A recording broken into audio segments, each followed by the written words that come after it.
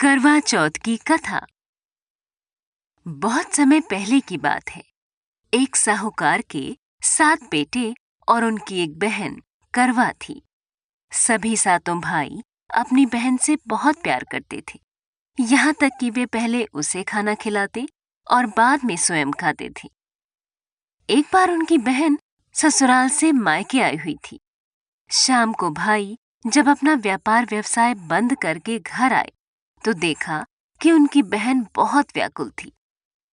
सभी भाई खाना खाने बैठे और अपनी बहन से भी खाने का आग्रह करने लगे, लेकिन बहन ने बताया कि उसका आज करवा चौथ का निर्जल व्रत है और वह खाना सिर्फ चंद्रमा को देखकर उसे अर्घ्य देकर ही खा सकती है।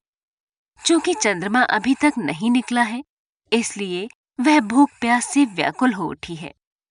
सबसे छोटे भाई से अपनी बहन की हालत देखी नहीं जाती और वह दूर पीपल के पेड़ पर एक दीपक जलाकर चलनी की ओट में रख देता है। दूर से देखने पर ऐसा प्रतीत होता है कि जैसे चतुर्थी का चांद उदित हो रहा हो। इसके बाद भाई अपनी बहन को बताता है कि चांद निकल आया है, तुम उसे अर्घ देने के बाद भोजन कर सकती हो। बहन खुशी के मारे सीढ़ियों पर चढ़कर चांद को देखती है, उसे अर्घ देकर खाना खाने बैठ जाती है। वह पहला टुकड़ा मुंह में डालती है तो उसे छींक आ जाती है।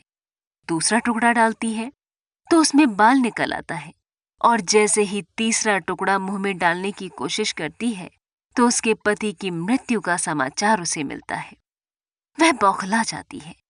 उसकी भाभी उसे सच्चाई से अवगत कराती है कि उसके साथ ऐसा क्यों हुआ। करवा चौथ का व्रत गलत तरीके से टूटने के कारण देवता उससे नाराज हो गए हैं और उन्होंने ऐसा किया है।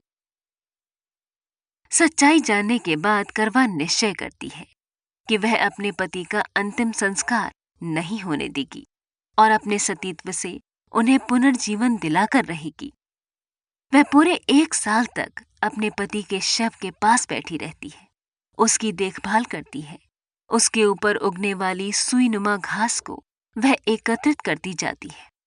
1 साल बाद फिर करवा चौथ का दिन आता है। उसकी सभी भाभियां करवा चौथ का व्रत रखती हैं। जब भाभियां उससे आशीर्वाद लेने आती हैं, तो वह प्रत्येक भाभी से यम सुई ले लो, प्रिय सुई दे दो, मुझे भी अपनी जैसी सुहागिन बना दो, ऐसा आग्रह करती है। लेकिन हर बार भाभी उसे अगली भाभी से आग्रह करने का कहकर चली जाती है। इस प्रकार जब छठे नंबर की भाभी आती है तो करवा उससे भी यही बात दोहराती है।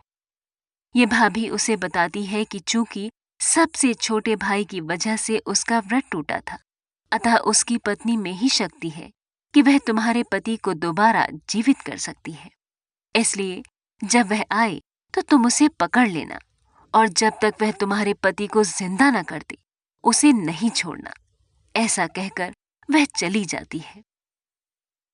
सबसे अंत में छोटी भाभी आती है। करवा उनसे भी सुहागिन बनने का आग्रह करती है, लेकिन वह टाल मटोली करने लगती है।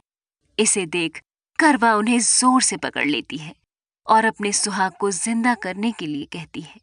भाभी उससे छुड़ाने के लिए नोचती है, खसूटती है, लेकिन करवा नहीं छोड़ती है। अंत में उसकी तपस्या को देखकर भाभी पसीज जाती है और अपनी छोटी अंगुली को चीरकर उसमें से अमृत उसके पति के मुंह में डाल देती है। करवा का पति तुरंत श्री गणेश कहता हुआ उठ बैठता है। इस प्रकार प्रभु कृपा से उसकी छोटी भाभी के माध्यम से करवा को अपना सुहाग वापस मिल जाता है।